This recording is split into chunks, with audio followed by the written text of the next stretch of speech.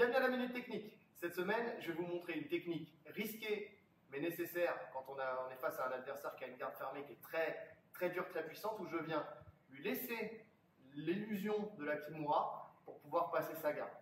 Donc, je suis dans la garde fermée de mon adversaire et c'est une garde fermée compliquée. J'essaie de me lever, il ramène les genoux à la poitrine, d'accord. J'essaie d'ouvrir, il est très fort, il me ramène et je sens qu'il y a un danger à chaque fois, d'accord. Donc là, plus qu'une solution, je suis mené au point par exemple. Attention, hein, comme je dis, c'est une technique qui est risquée, donc pas à faire n'importe quand. Si vous êtes mené au point, il n'y a plus beaucoup de temps, vous pouvez rattraper le score en passant la garde. Ok, je viens, je laisse mon bras volontairement libre pour l'inciter et lui donner le leurre de la Kimura. Il monte sur sa Kimura et dès qu'il monte sur sa Kimura, je mets la main tout de suite très loin, ok, derrière lui. Alors je ne vais pas chercher à l'intérieur de ma cuisse, mais plutôt à chercher à la mettre le plus loin possible derrière lui pour l'empêcher de sortir ses hanches. Parce que si je mets la main à l'intérieur de la cuisse, il va pouvoir sortir ses hanches de l'autre côté, là, pour attaquer la Kimura, d'accord. Si, au contraire, je viens... Attends, laisse-moi remettre la main en dessous. Voilà. Si je viens tout de suite, au moment où il monte, mettre la main derrière sa fesse, là, ici, là, s'il veut sortir ses hanches de l'autre côté, là, ça devient plus possible. Et plus il va tenter de passer la garde, mets-toi par ici, s'il te plaît, Isabelle.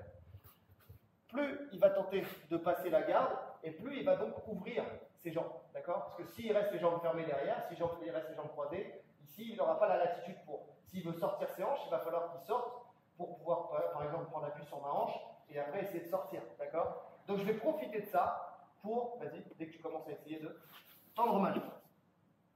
Dès que je tends ma jambe vers l'arrière, sa jambe elle passe en dessous et je viens avaler sa cuisse. Ok?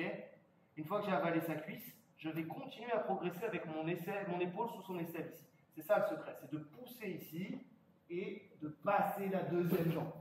Ok?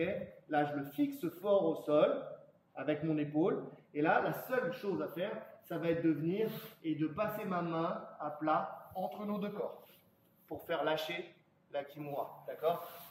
Ici, je passe ma main à plat, ce qui vient créer une tension sur ses poignets et donc ou sur son épaule aussi, parce que ça peut lui permettre de faire une clé. Et là, il va venir lâcher. Donc, il reprend la garde fermée. C'est une garde compliquée. Je laisse un leurre, je laisse mon bras ballant. D'accord? Il attaque la Kimura tout de suite. Je le mets sur le flanc, je force ici avec moi ma tête et je viens chercher très loin ici sa fesse là derrière. Ok? Là. Donc là, lui il est sur sa Kimura. Je mets la pression avec mon épaule sous son aisselle. Là, il va essayer d'attaquer la Kimura. Il va commencer à ouvrir. Je tends la jambe. D'accord? Je la tends vers le haut ici, comme si je faisais le scorpion. Ok? Je viens, je serre sa cuisse. Une fois que j'ai serré sa cuisse ici, là, j'ai plus qu'à venir et à continuer à mettre la pression sous son aisselle.